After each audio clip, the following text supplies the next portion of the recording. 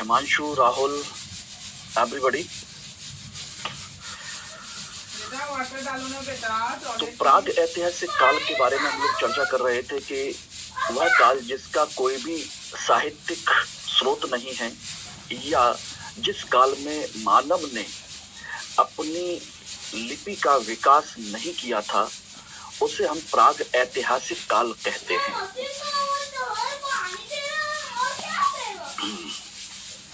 तो कल इसी टॉपिक पर हम लोग चर्चा कर रहे थे और प्राग ऐतिहासिक काल के अंतर्गत हम लोगों ने पाषाण काल के टॉपिक को स्टार्ट किया था, जिसमें हमने 3 सेगमेंट इसके बनाए थे। पुरापाषाण काल, मध्य पाषाण काल और नवपाषाण काल। पुरापाषाण काल, मध्य पाषाण काल और नव पाषाण काल। प्रीतम शर्मा, गुड मॉर्निंग। आप ले जाओ ना बेटा।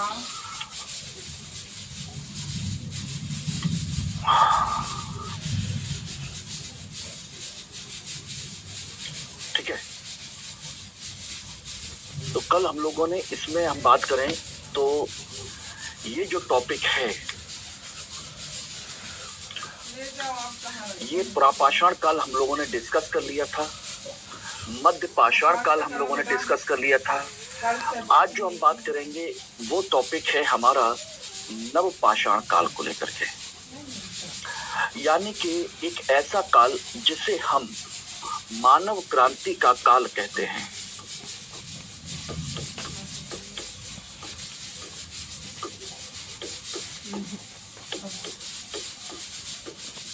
किसका? मानव क्रांति का काल कहते हैं। गुड मॉर्निंग ज्योति। सभी लोग जल्दी जल्दी जो रह गए भाई ज्वाइन कर लीजिए। टॉपिक निकल जाता है तो फिर प्रॉब्लम होती है उसमें। तो कंडीशन क्या थी कि मैंने आपको कहा था कि पुरापाषाण काल वह काल जिस काल में मनुष्य ने पहली बार अपने दिमाग का इस्तेमाल करते हुए शिकार करने के लिए अपने पत्थर के उपकरण या पत्थर के औजार बनाए थे। ठीक, और वो जो स्टार्टिंग के जो औजार थे वो भारी भरकम बेडौल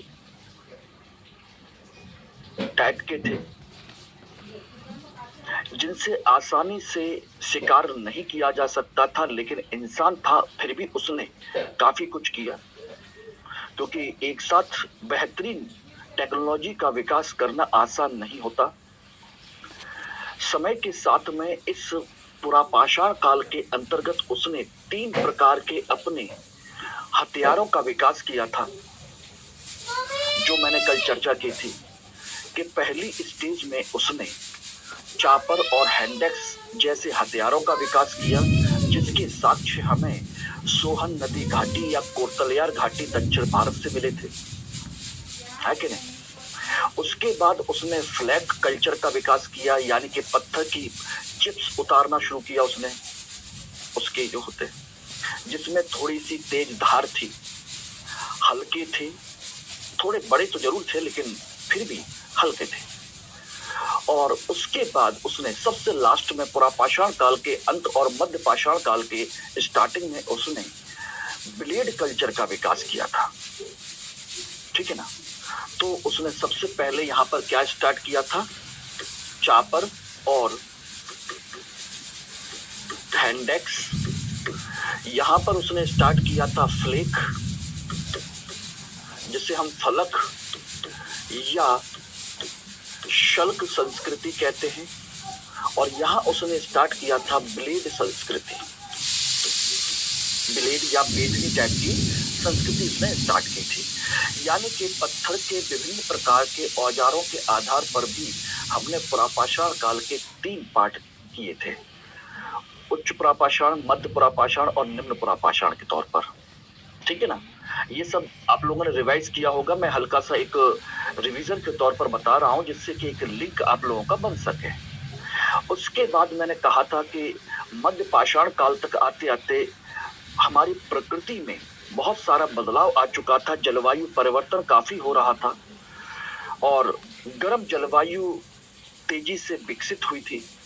तो ऐसी स्थिति में आपके बड़े भारी भरकम जानवरों की संख्या कम हो गई, छोटे और तेज भागने वाले जानवरों की संख्या बढ़ गई। ठीक है, मनुष्य एक ऐसी प्रजाति थी जो अपने आप को किसी भी तरीके से बचा सकती थी। उसने अपनी बुद्धि का इस्तेमाल करना शुरू कर दिया था। उसने अपने स्तर पर कुछ चीजों का निर्माण शुरू कर दिया था। तो ऐसी स्थिति में मध्य पाषाण काल में उसने अपने हथियारों को क्या बना दिया, बिल्कुल सूक्ष्म पाषाण के तौर पर उसको डेवलप किया। सूक्ष्म पाषाण यानी छोटे छोटे औजार जिसको वो लकड़ी के आगे बांध करके भाले या तीर के रूप में इस्तेमाल करता है, आराम से फेंक करके उनका शिकार कर सकता है। ये उसने इस काल में अपना विकास किया था। और इसी काल में मैंने कहा था कि पहली बार उसके कुछ झोपड़ियों के साक्ष्य मिलते हैं कि पहली बार गुफा से निकल करके वह झोपड़ियों में आकर के बसना शुरू किया, नदी के किनारे अपने मकान बनाए। इसी में उसने पहली बार अपने छोटे से ही सही लेकिन पहली बार टेढ़े मेढ़े किसी भी तरीके के बर्तन बनाए, जिसके एविडेंस हमारे कहाँ से मिले हैं, उत्तर प्रदेश की बेलन नदी घाटी चौपानी मांडो से मिले। ओके ओम प्रसाद, कोई नहीं बताया, ठीक है ना। बर्तन बनाए। यहीं पर उसने पहली बार पशुपालन का काम किया, पशुपालन, जिसके एविडेंस हमें आदमगढ़ और बागौर से मिले हैं। आदमगढ़ मैंने कहा था, आदमगढ़ माँ मतलब मध्य प्रदेश, बागौर रा मतलब राजस्थान। ये दो एविडेंस हमको मिले हैं जहां पर आपके मानव के साथ पशु कंकाल भी हमें प्राप्त हुए हैं। ठीक है ना, ये एक कंडीशन है सूक्ष्म पाषाण काल को लेकर के। ये तीन विशेष चीजें हैं। इसी में हम कह सकते हैं कि छोटे से ही स्तर पर ही सही लेकिन थोड़ा सा परिवार की परंपरा थोड़ी थोड़ी यानी कि सीमित स्तर पर शुरू हो चुकी थी, क्योंकि जब झोपड़ी बनेगी तो उसमें रहेगा कौन। सीमित स्तर पर ही सही लेकिन परिवार की परंपरा शुरू हो चुकी थी।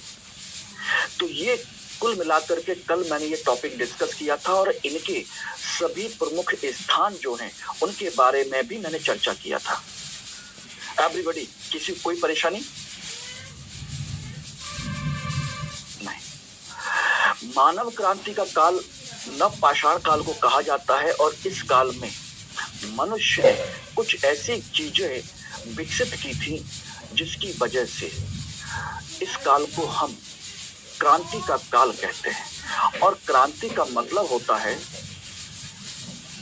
वह घटना जिसकी वजह से मानव जीवन के सभी पक्ष पूरी तरीके से बदल जाए, यानी जो मानव जीवन के सभी पक्षों को प्रभावित करता हो उसे क्रांति कहते हैं। ठीक है ना। जैसे मानव का सामाजिक जीवन, आर्थिक जीवन, राजनीतिक जीवन, धार्मिक जीवन, सांस्कृतिक जीवन, यानी कि सभी पक्षों में एक बड़ा बदलाव आ जाए, बड़े स्तर पर बदलाव हो, उसे हम क्या कहते हैं, क्रांति। इसलिए ध्यान रखिएगा 1857 हमारे देश की जो राष्ट्रीय आंदोलन है जो 1857 से शुरू होता है, स्वतंत्रता संग्राम, भारत में उसे कभी भी क्रांति नहीं कहा जाता, लेकिन अमेरिका में स्वतंत्रता संग्राम को क्रांति कहा जाता है, अमेरिकी क्रांति कहते हैं। और हमारे यहाँ उसे केवल स्वतंत्रता संग्राम कहते हैं, स्वतंत्रता संघर्ष कहते हैं, फ्रीडम मूवमेंट। दो चीजें हैं। आखिर कारण क्या है? कारण है क्रांति शब्द का सही अर्थ। भारत में केवल राजनीतिक परिवर्तन हुआ था, सत्ता चली गई थी, केवल और केवल क्या हुआ था, एक राजनीतिक परिवर्तन हुआ था। बाकी परंपरा जो है पहले की तरह ही चली आ रही थी, सामाजिक, आर्थिक, ये सारी चीजें, धार्मिक, वो जो परंपरा पहले से अपनाए चले आ रहे थे वही हमको आगे भी करने का मौका मिला देश की आजादी के बाद। इसलिए हमारे यहाँ केवल राजनीतिक परिवर्तन हुआ, इसलिए स्वतंत्रता संग्राम कहते हैं। अमेरिका में जो क्रांति हुई या स्वतंत्रता संग्राम हुआ, वो एक ऐसा संग्राम हुआ जिसने वहां के सामाजिक, आर्थिक, धार्मिक, सांस्कृतिक सभी पक्षों को पूरी तरह बदल के रख दिया। बोला भात दुआना रे। जब तक इस क्रांति शब्द का सही अर्थ ना पता हो तब तक आप अच्छे से आथे का जानते वे हैं, छड़ी हम आथे उसकी सही व्याख्या नहीं कर सकते। चिट्ठी आथे नहीं ठीक है ना एवरीबॉडी। भात दे का तो भात नहीं देते। अब बात आती है कि इस साल में ऐसा क्या हुआ जिसने पूरे की पूरी व्यवस्था को बदल के रख दिया। तो वो मैंने कल आपको जाते जाते कहा था कि 3 से 4 चीजें हैं ऐसी। नंबर 1 कृषि, नंबर 2 पहिए का आविष्कार,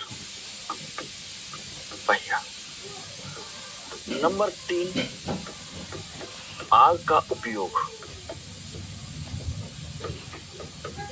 ठीक है ना, नंबर 4 एक पारिवारिक परंपरा,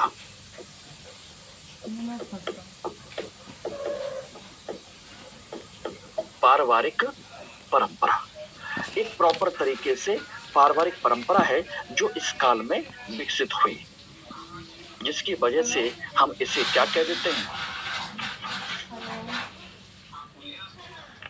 बोलिए ना, सुन एक आदत से विशेष पकड़िए। घटना, विशेष घटना इसको हम कह देते हैं। लगाया कीजिए, लगाया कीजिए। वाह, इज दैट क्लियर एवरीबॉडी? हाँ, तो चलिए अब क्या? इसको हम लोग डिटेल में थोड़ा सा पढ़ लेते हैं। नवपाषाण काल, यहाँ से आपका एक क्वेश्चन कभी भी इंपॉर्टेंट तरीके से बन सकता है। देखिए, सबसे पहले नवपाषाण काल जो शब्द है, टाइम नहीं है आपके पास। इस शब्द का प्रयोग किया था आधा घंटा बाद लौट जॉन लुबाक ने। और इस शब्द का प्रयोग सबसे पहले जॉन लुबाक ने किया था अपनी किताब प्री हिस्टोरिक इंडिया में। कौन सी किताब है इनकी? बुक है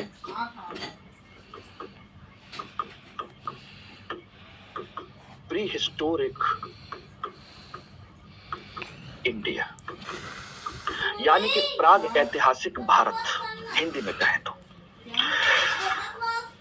वह समय नवपाषाण काल, जिस काल में मनुष्य ने अपने उपकरणों को अधिक कुशल और पॉलिसी युक्त बना लिया था। ध्यान रखना, कैसा बना लिया था? इस काल में जो मनुष्य है उसने अपने उपकरण कैसे बनाए थे? अधिक कुशल, यानी कि अच्छे और पॉलिश युक्त बना लिए थे, पॉलिशदार।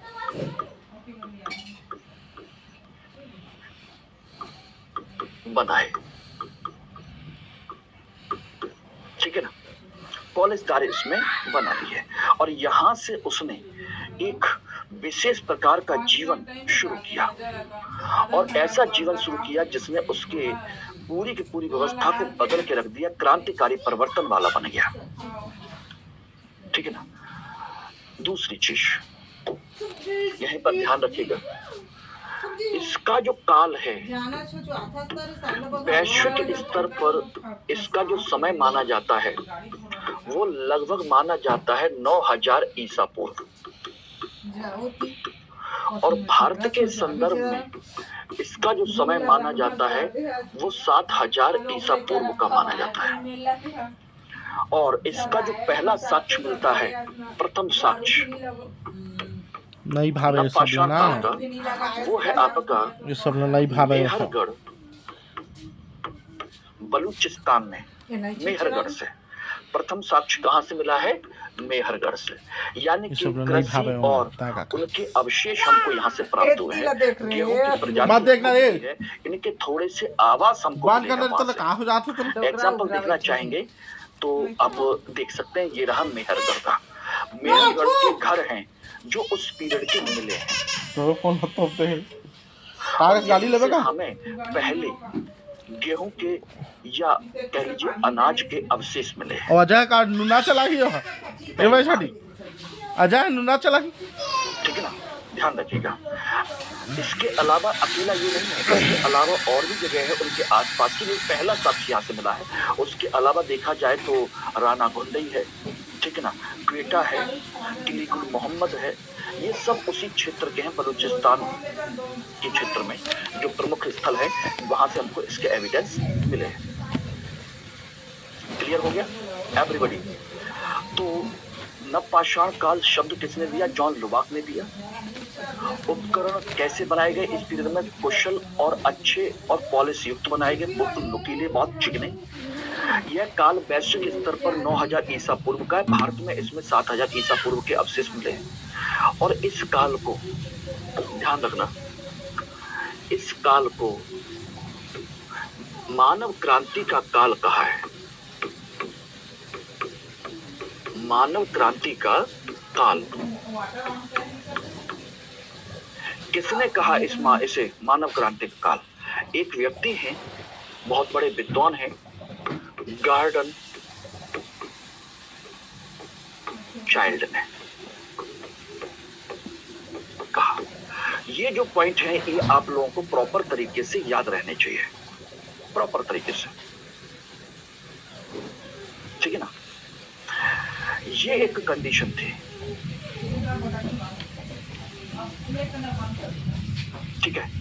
अब यहां से हम लोग अपने उन चीजों के बारे में डिस्कस करेंगे कि कैसे कैसे यहाँ पर चीजें हुई। यहां से हम देखेंगे तो इस पीरियड में क्या हुआ, हल्का सा फिर से एक हिमयुग जैसी परंपरा शुरू हो गई, यानी कि ठंडी जो मध्य पाषाण काल के शुरुआत में गर्म हुई थी, वो फिर से बर्फीली या कह लीजिए हिमयुग जैसी परंपरा की शुरुआत हुई। और जब ये परंपरा की शुरुआत हुई तो समझ लीजिएगा कि इससे हमारे मानव जीवन पर भी प्रभाव पड़ा। मध्य पाषाण काल में जब शिकार कम हो चुके थे तो धीरे धीरे उसने क्या किया था, पशुपालन शुरू कर दिया था, जिससे कि उसे क्या मिल सके, पर्याप्त मात्रा में भोजन मिल सके जब जरूरत हो तब। तो उसने पशुओं को पालना उसी समय से शुरू कर दिया था। इस काल तक आते आते उसकी अपनी खुद की जनसंख्या बढ़ गई, जो कि उनकी गुफाओं में नहीं समा रही थी। धीरे धीरे ये जनसंख्या कहाँ आ गई, गुफाओं से निकल करके मैदानी क्षेत्र में बसने लगी। ध्यान रखना। तो इस पीरियड में जो परिवर्तन हुए हैं उसमें सबसे पहली घटना ये होती है कि इसमें इंसान गुफाओं से निकल करके कहाँ आया, मैदान में बसा, में बसा। इसकी शुरुआत तो उसने मध्य पाषाण काल के अंत में कर ही दी थी। यहीं पर उसने लकड़ी के, बांस के घर बनाए, लकड़ी के घर बनाए। यहीं पर उसने अपने परिवार की परंपरा का विकास किया।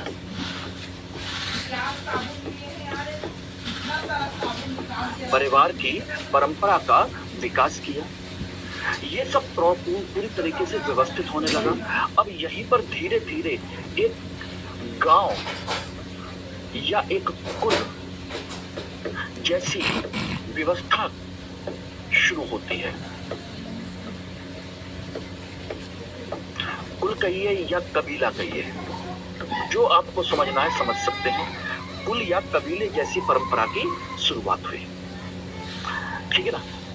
कंडीशन ये होती है कि जब ये मैदान में आ जाते हैं तो इनका जीवन एक परिवर्तन नहीं होता, बल्कि इसकी व्यवस्था में धीमे धीमे परिवर्तन होता है, जिसमें पुरुष लोग पूरे दिन शिकार करने के लिए बाहर चले जाते हैं। घर में रह जाते हैं आपके बुजुर्ग, महिलाएं और बच्चे, जो अपने नदी के पास अपनी झोपड़ियां बना करके रहते हैं। ऐसी स्थिति में जो महिलाएं हैं, आज की तरह पूरे दिन के अगर कपड़े धोने हैं या कुछ ऐसा करना है, ठीक है ना, घर की साफ सफाई करनी है या बच्चों को पालना है, ये सब काम उतने बड़े लेवल पर वहाँ उस समय नहीं थे। उस समय इंसान करे क्या, जो ये लोग रह गए, तो उन्होंने क्या किया, अपने आसपास की चीजों में जंगल में उन्होंने कुछ जंगली फल फूल खोल देखे जो अब तक खाते थे, तो कुछ उन्हें जंगली प्रजातियां मिली कृषि की। उनको उन्होंने खाना भी शुरू किया और उसी को अपने घर के आसपास में पत्थर से जमीन को साफ करके उसको बोना सीखा उसने पहली बार। इस तरीके से उसने पहली बार कृषि का उत्पादन शुरू किया। और जब कृषि का उत्पादन शुरू किया तो यहीं से उसके जीवन में बहुत बड़ा परिवर्तन शुरू हुआ। एकमात्र कृषि ने उसकी पूरी व्यवस्था को बदल के रख दिया। अब जिसकी सोचिएगा, जो आप जमीन को साफ करके उसमें बीज पौधे बो देंगे, तो आज भी ये हम लोगों में परंपरा है कि ये मेरा है कि तेरा है। उसी तरीके से धीरे धीरे धीरे धीरे सबके अपने अपने खेत विकसित होना शुरू हो गए। यानी कि पहली बार एक आर्थिक क्रियाकलाप प्रॉपर तरीके से शुरू हुआ कि ये मेरा खेत, ये तेरा खेत, ये इसका खेत, ये उसका खेत, भाई सब अपना अपना उगाओ। शिकार अपनी जगह पर चल रहा है, लेकिन अब ये उगाओ। क्यों? अगर उग रहा है, इससे कुछ भोजन मिल जा रहा है, तो प्रॉब्लम क्या है? इसी का उपयोग करते। और वो उन्होंने किया। ठीक है, धीरे धीरे यही व्यवस्था और बड़ी होती चली गई। ज्यादा बड़े क्षेत्र में वो लोग करने लगे, तो इन पर शिकार की जो निर्भरता है, शिकार पर इनकी जो भोजन की निर्भरता है, वो धीरे धीरे कम होने लगी। क्यों? क्योंकि पशु ऑलरेडी पाल ही रहे हैं, ऊपर से कृषि से उनको पर्याप्त मात्रा में भोजन मिलना शुरू हो जाता है धीरे धीरे धीरे धीरे। तो इस तरीके से कृषि ने इनको भटकने से बचा लिया। यानी कि हम कह सकते हैं कि इस काल में सबसे पहले कृषि ने इन्हें स्थायी जीवन दे दिया।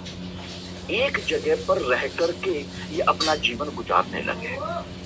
अन्यथा सोचिए, इस 10-5 किलोमीटर की रेंज में अगर शिकार खत्म हो जाए तो ये लोग क्या करेंगे? अपना बोरिया बिस्तर उठाएंगे, 10, 15, 20 किलोमीटर आगे जाकर के 25, 30 किलोमीटर और आगे जाकर के वहां पर अपना डेरा जमा लेंगे।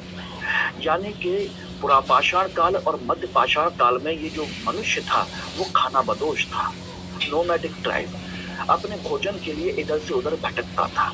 और इस पीरियड में नव पाषाण काल में यही मनुष्य स्थायी जीवन जीने लगा कृषि की वजह से।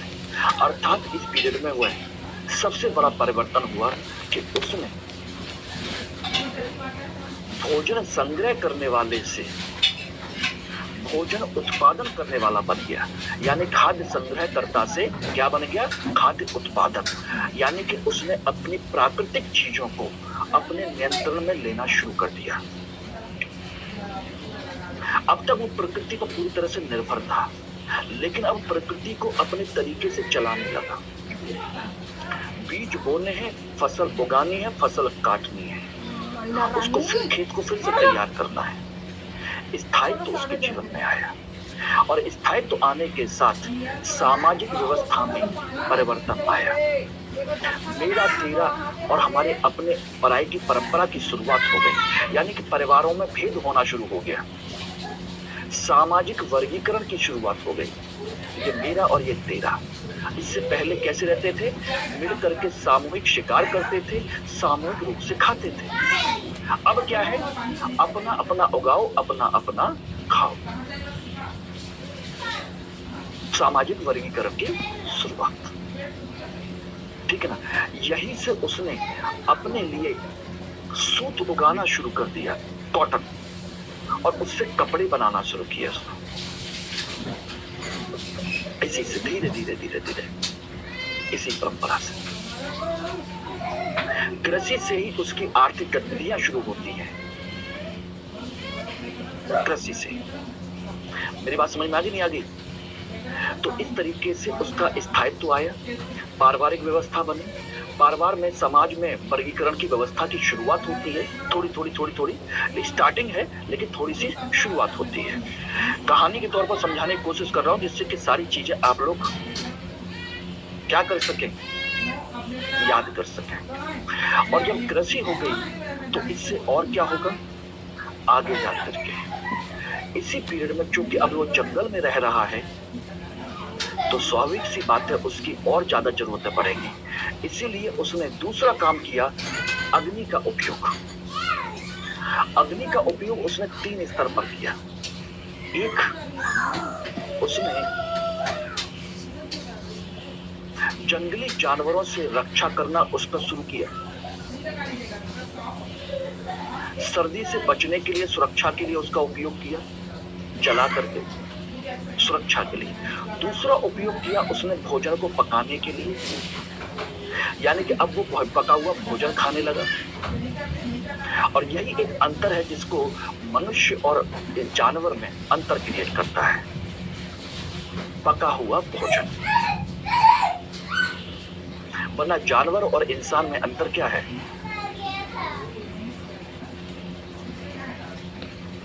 ठीक है ना बेटा, इससे ज्यादा मैं अच्छी मेरी है ही नहीं राइटिंग। पूरी कोशिश तो मैं यही करता हूँ अच्छी लिखूं, लेकिन हाथ टांगे टांगे हाथ दर्द कर जाता है बेटा। फिर भी मैं पूरी कोशिश करता हूँ कि अच्छी लिखूं। फिर भी अब देखेंगे तो इतना बुरी भी नहीं है कि पढ़ने में ना आए, ठीक है ना, इतनी बुरी भी नहीं, समझ सकते हैं।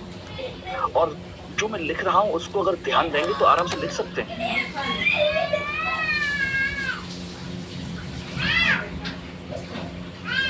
ठीक है ना, तो जो मैं बात कर रहा था उसको समझिएगा। तो इंसान ने पका हुआ भोजन शुरू किया और इसी समय उसने अग्नि का तीसरा उपयोग और शुरू किया, और वो था आपका रोशनी का, लाइट, रोशनी के लिए उसका उपयोग। तो ये 3 उपयोग शुरू हो गए, यानी कि यहां से अग्नि का उपयोग की परंपरा शुरू होती है। और ये भी एक प्रकार से बहुत बड़ी क्रांति है। अग्नि यानी कि ऊर्जा, ऊर्जा को उसने सुरक्षित रखना शुरू कर दिया और धीरे धीरे उसने माचिस की डिब्बी के अंदर बंद कर दिया, लाइटर के अंदर बंद कर दिया। पत्थर को रगड़ करके जो अग्नि जलाई थी, आज सोचिए कितने रूप में हमारे पास मौजूद है जिसका उपयोग हम कर रहे हैं, ऊर्जा। ठीक है ना, ये सारी चीजें हुई। नहीं बेटा, आविष्कार तो आपका पुरापाषाण काल में ही हो गया था, मैंने लिखाया भी था आप लोगों को। पुरापाषाण काल में ही उसका आविष्कार हो गया था, लेकिन उपयोग नवपाषाण काल में शुरू हुआ है। अभी मैं लिखा दूंगा मैं। ये हो गई इसकी सामाजिक और धार्मिक और असामाजिक और आर्थिक गतिविधियां। ठीक है ना, इसी पीरियड में कबीले की परंपरा शुरू हुई, तो कहीं ना कहीं एक राजनीतिक परंपरा की शुरुआत हो रही है। क्योंकि गांव बसेगा तो स्वाभाविक सी बात है, गांव के अपने नियम कायदे कानून होंगे, संघर्ष होंगे, तमाम सारी चीजें होंगी। तो कहीं ना कहीं इसी पीरियड में राजनीतिक कबीले जैसी परंपरा की शुरुआत होती है। छोटी ही सही, लेकिन स्टार्टिंग है। क्योंकि गांव है, एक कबीला है, उनकी संपत्ति है, उनके पशु हैं, उनके खेत हैं, तो स्वाभाविक सी बात है उनमें लड़ाई झगड़े भी होंगे, संघर्ष भी होगा। तो इसी समय गांव के लिए अपने नियम बनाने वाले और नियमों का पालन कराने वाले लोग भी तो होंगे। गांव का सबसे बुजुर्ग व्यक्ति ही सही, लेकिन उसको मुखिया बनाया जाएगा कि नहीं बनाया जाएगा, जो उसकी बातों को मानेगा, है कि नहीं? हालांकि इसका एविडेंस नहीं है, लेकिन मान के चलते कि ऐसा हुआ होगा। धार्मिक आधार पर यह काल जो है और ज्यादा अच्छा होने लगा। धार्मिक आधार पर अब ये प्राकृतिक चीजों को ईश्वर से जोड़ने लगे। मृत व्यक्तियों को बाकायदा दफनाया जाने लगा। मातृ देवी की ये पूजा प्रॉपर तरीके से करना शुरू कर दिए। इसी पीरियड में आपके जादूगरों की परंपरा की शुरुआत होती है। जादूगर या पुरोहित टाइप के जैसे जो लोग होते हैं, उनकी परंपरा की शुरुआत होती है, जो इनको अपना आंखें बंद करके कुछ नई चीज बताते हैं, नए कुछ संदेश देते हैं, कुछ ऐसा करते हैं कि ऐसा होगा, कि फलाना होगा, कि ढिमका होगा। और ये यही नहीं है, पूरी दुनिया की हर सभ्यता के अंतर्गत है। हर सभ्यता में, हर कबीले में आपने देखा होगा इस तरह के पुरोहित जो उनको ईश्वर परंपरा और धर्म की परंपरा को बताते हैं और उनको इशारा करते हैं कि ऐसा करो, ऐसा मत करो। ये भाई छोटी, हर सभ्यता में, हर संस्कृति में ऐसा हुआ है। ठीक है ना, तो इसी पीरियड में विशेष दिशा के साथ, विशेष परंपरा के साथ मृतकों को दफनाना शुरू हो गया। उनके साथ में उनकी वस्तुएं रखना शुरू हो गया प्रॉपर तरीके से। ठीक है ना, ये हुआ। तो ये कुछ ऐसी चीजें हुई जो हम कह सकते हैं कि धार्मिक स्तर से लेकर के हर एक स्तर पर ये सब कुछ हुआ। इसी पीरियड में आपका एक परंपरा की शुरुआत और होती है, वो है आपके पहिए का मौका आविष्कार। दे नहीं खामन में बड़े जब शिकार कर रहे थे, दूर दराज तक इनको शिकार नहीं मिलते थे, तो उसी क्रम में कर दे धीरे बिल्कुल धीरे नहीं खाना। करके इन्होंने पेड़ के तनों से काट करके उनके पहिए बनाना शुरू किया था, जिससे कि सामान को या शिकार को लेके अपने कबीले तक आ सके। धीरे धीरे धीरे धीरे इस तरीके से, ठीक है ना। तो ये सारी चीजें इस पीरियड में शुरू हुई, पहिए का आविष्कार, परिवार की परंपरा, सारी चीजें, कबीला वगैरह। क्लियर है एवरीबॉडी? तो ये मैंने कुछ आपको एक कहानी के तौर पर नवपाषाण काल की विशेष चीजों को समझाने की कोशिश की है। अब बात आती है कि यहाँ से होगा क्या, क्वेश्चन क्या बनेंगे। क्वेश्चन, अगर ये कहानी याद रहेगी तो इस पीरियड में जो आविष्कार हुए, आविष्कारों से उनके सामाजिक, धार्मिक, राजनीतिक, सांस्कृतिक, आर्थिक जीवन में जो परिवर्तन हुए या इसके एविडेंस कहाँ कहाँ से मिले हैं, वही पूछे जाएंगे। बस इनके एविडेंस कहाँ कहाँ से मिले हैं, क्या क्या खास चीज है, तो इसमें हम लोग देख सकते हैं, समझ सकते हैं। तो इसमें हम अब यहाँ से देखना चाहें तो आराम से लिख सकते हैं दोस्तों। देखिए, सबसे पहले हम बात करते हैं कृषि का विकास। कृषि का विकास इस पीरियड में हुआ। तो कृषि के विकास ने क्या किया, सबसे पहले दो परिवर्तन किए इनको। एक तो स्थायित्व दिया, स्थायी जीवन दिया, ठीक है ना। दूसरा इनको दिया कृषि ने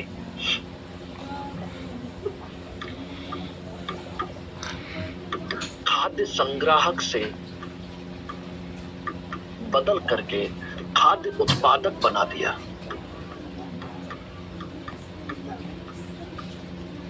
खाद्य संग्राहक से क्या बना दिया, खाद्य उत्पादक बना दिया। ये इसका एक बहुत बड़ा कंसेप्ट है, ठीक है ना, कृषि ने। इसी कृषि ने और क्या किया, इस कृषि ने सामाजिक वर्गीकरण या सामाजिक संपत्ति, कह सकते हैं निजी संपत्ति की अवधारणा की शुरुआत की।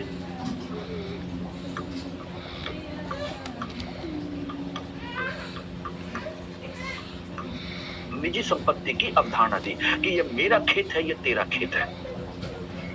बात समझे नहीं, ये मेरा खेत या तेरा खेत। इसने ये परंपरा की शुरुआत की। तो स्थायी बस्तियां बसी, स्थायी जीवन दिया, ठीक है ना, ध्यान रखिएगा। ये हो गया। जब ये हो गया तो क्या इसी के साथ में जब कृषि होगी, कृषि उपकरण होंगे, तो क्या कृषि के जो अनाज है उसको क्या जमीन पर फैला के रखोगे? नहीं। तो इसी पीरियड में आपका क्या हुआ, बर्तनों का विकास हुआ अनाज रखने के लिए, बर्तनों का विकास। आखिर इस अनाज को हम रखेंगे कहाँ, यानी कि हम कह सकते हैं एक प्रकार के मिट्टी के कोठार टाइप के बनाए जाने लगे। थोड़े कोठार या आपके मटकी टाइप के इस तरह की चीजें बनाई जाना शुरू हो गई, ठीक है ना, ध्यान रखिएगा। ये क्लियर है? इसी पीरियड में आपके कृषि ने और क्या किया, इनका कपड़ों का विकास, कपड़ों का विकास इसी कृषि से, क्योंकि सूत की परंपरा, सूत यानी कि कपास उत्पादन शुरू हुआ, हाथ कम कर रही नहीं खा सकम, ये दाल उत्पादन शुरू हुआ। तो कपड़ों की बात और काबन इसे एक परंपरा की शुरुआत हुई। भात न निकाल। और इसी की वजह से ध्यान रखना, एक और परंपरा शुरू होती है जिसे हम कहते हैं धीरे धीरे पितृसत्तात्मक परंपरा। भात न पूरा निकाल। सत्तात्मक परंपरा की शुरुआत, यानी कि वो चप्पल दे तो परंपरा मुझे थी ना। कबीले की, उसमें अब पित्त सत्तात्मक परंपरा की शुरुआत होने लगी। क्लियर है एवरीबॉडी? और जब निजी संपत्ति होगी, सारी चीजें होंगी, तो क्या इसी में आपके कबीलों की परंपरा शुरू नहीं होगी? कबीलों की परंपरा शुरू होगी। भाप तो निकाल। अपने अपने कबीले हो गए, अपने अपनी सारी चीजें हो गई। इस तरीके से आपका ये सब कुछ कृषि ने बदल करके रख दिया, सब कुछ बदल के रख दिया। ये कृषि का प्रभाव है। अब इसके एविडेंस कहां से मिले हैं? मैंने बताया था मेहरगढ़ से, ठीक है ना, ध्यान रखना। कृषि का पहला साक्ष्य हमें कहां से मिलता है? मेहरगढ़ से। उसके घर के साक्ष्य मिलते हैं और गेहूं की प्रजाति मिलती है। ये चाची लगा दे। ध्यान रखना। इसके अलावा और भी है, तो वो मैं आगे लिखा ही दूंगा। मैं किली गुल मोहम्मद है, राणा घुंडई है, बोलो छोड़। किली गुल मोहम्मद, राणा घुंडई। हाँ तो भात का नहीं निकाला तो सही। ये इस तरह के कुछ आपके स्थल हैं, चप्पल यहाँ दे। से हमको इनके बारे में जानकारी ए मच्छरदानी में टच हो के पानी ये है। कृषि के विकास से परिवर्तन हुआ। किसे का छुरी है? दूसरा इसी हाथ के ले, लिए हाथ ले। परिवर्तन होता है आपका किसका? वो परिवर्तन है आपके अग्नि के उपयोग का। अग्नि, ध्यान रखना, अग्नि का उपयोग नंबर 1 किसके लिए किया शुरू किया नहीं गया? जाता मुझे। पहला शुरू किया गया सुरक्षा के लिए। सुरक्षा किससे? जंगली जानवरों से। निकाल सांस है। बेटी आप मम्मी को लव करते हो कि डैडी किसी को? और निकाल। और सुरक्षा आपकी सर्दी से। दो तरीके से इसकी उपयोग शुरू हुआ इस पीरियड में अग्नि का उपयोग। पहली बार दूसरा इसका उपयोग पके भोजन के लिए, प्याज पका हुआ भोजन। और यही वो व्यवस्था है जिसने पूरे इंसान को इंसान बना दिया सही मायने में। पका हुआ भोजन। और पका हुआ भोजन है तो बता दीजिए रख के कैसे खाओगे? मिट्टी के बर्तन में? बिल्कुल अच्छी बात है, मिट्टी के बर्तन में खा लीजिए। तो जो बिना पका हुआ मिट्टी का बर्तन है उसका कैसे करोगे? उसमें कुछ भी पका हुआ भोजन रखोगे, गरम मांस रखोगे, कुछ भी रखोगे, वो मिट्टी चिपक जाएगी उनसे, बड़ी प्रॉब्लम आएगी। अगर उसी आग में जब आप ताप रहे हैं, सर्दी से बच रहे हैं, उसी में आप 2 बर्तन डाल देंगे तो क्या बर्तन वो पक नहीं जाएंगे उसी राख के ढेर में? और पक जाएंगे तो मजबूत भी हो जाएंगे। और कैसे हो जाएंगे? उनसे मिट्टी छूटेगी भी नहीं। तो यहीं पर पका हुआ भोजन और पके हुए बर्तन की परंपरा शुरू हुई।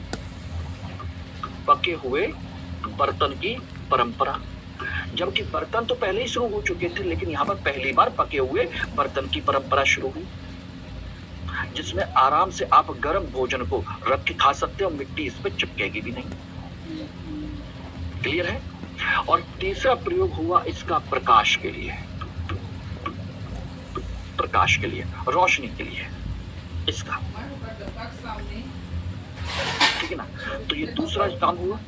तीसरा काम हुआ आपका, तीसरी जो चीज है वो है आपका पहिए का आविष्कार, पहिए या चाक का आविष्कार।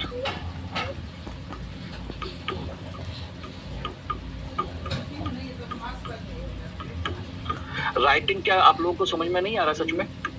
हालांकि मैं पूरी कोशिश कर रहा हूं कि अच्छा लिखा जाए, साफ सुथरा हो। ये 2 बॉटल के ढक्कन है कहाँ है? डोसे पका दे। हाँ आपको ना समझ में आए। कबीला यानी कि समूह, हाय भरत जानेर सब, ठीक है ना? थोड़ा झोड़ देवे तो पहिए का आविष्कार हुआ तो इससे 2 काम हुए। पहला, झोड़ एक तो सोचिएगा आपके चना नहीं लो, झोड़ लो हम। चाक निर्मित बर्तन का आविष्कार, मृदभांड। बर्तन यहाँ मृदभांड समझिएगा, चाक निर्मित बर्तन यानी कि बेहतरीन डिजाइन के साथ, और पके हुए बर्तन तो हैं ही, और दूसरा बाकुल लगे इसका नमक? उपयोग हुआ आपके परिवहन सब्जी में? के लिए। तेरा खाना वो चाहे शिकार लेकर के आइए, चाहे जंगल से कोई सामान लेकर के आइए, आराम से आपने दद्दारी परिवहन के आकुर। साधनों का इस पीरियड में विकास कर लिया। इसी समय में ना तो पान पहनो खाना पान पानी मिला है। इस तरीके से आपके ये 3 महत्वपूर्ण चीजें तो यहाँ पर हुई। चौथा, पका हुआ बर्तन तो है ही है, इंसान पहले से ज्यादा समझदार हो गया। अब मैं यहाँ पे कहूँ कि अब इसका सामाजिक व्यवस्था क्या है, अब ये कहाँ रहता है, पान पहनो। तो सोचिएगा इन 3-4 चीजों के आधार पर उसकी सामाजिक व्यवस्था को समझने की कोशिश कीजिए। सामाजिक व्यवस्था,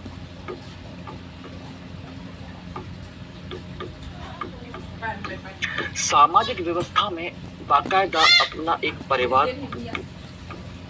एक निजी संपत्ति, ठीक है ना, सामाजिक व्यवस्था के अंतर्गत अपना एक परिवार, अपनी एक निजी संपत्ति, कह सकते हैं सामाजिक वर्गीकरण, सामाजिक मम्मी को जॉब मिल गया बेटा, वर्गीकरण मम्मी जल्दी लाएगी। और का नवीन मम्मी को 2 तारीख से जोड़ने के स्टार्ट कहाँ ब्लड बैंक। इस सही पीरियड लग में गई। शुरू हुई। कब ज्वाइन कर में शुरू हुई। कैसी गतिविधियां, यानी कि मानव श्रृंगार की गतिविधियां, जीवन है अलग बात है। मानव श्रृंगार की यानी विशेषकर स्त्रियों की। अब चूंकि ये सब काम होने लगे तो स्वाभाविक सी बात है, स्त्रियां जो हैं जंगली जानवर से लेकर के तमाम सारी चीजों को क्या कर रही हैं, उनके सींग या उनकी हड्डियों से लेकर के अपने गले के लिए हार बना रही हैं, जो हाथों के लिए चूड़ियां बना रही हैं। और नहीं इस कहा तरह तो की रे चीजों की ताजा है काम आ ही कुछ चाहिए। चीजों की शुरुआत होती है। परसल दी था ओकर परसल है बहुत भाग थे दादा एक बैठे डर में मैं ये धरे सामाजिक व्यवस्था के रहे झेला। अंतर्गत ये परिवर्तन आया। दूसरे देखा जाए तो आर्थिक व्यवस्था में क्या परिवर्तन आया, इस पीरियड की आर्थिक व्यवस्था में कोई परिवर्तन आया, बिल्कुल आया। इस पीरियड में पहली बार पशुपालन तो चल ही रहा था, पशुपालन के साथ कृषि का विकास, और कृषि का विकास हुआ तो इसी के साथ में शिल्प और उद्योग का भी विकास हुआ। शिल्प और उद्योग का विकास, ये कंसेप्चुअल क्वेश्चन है।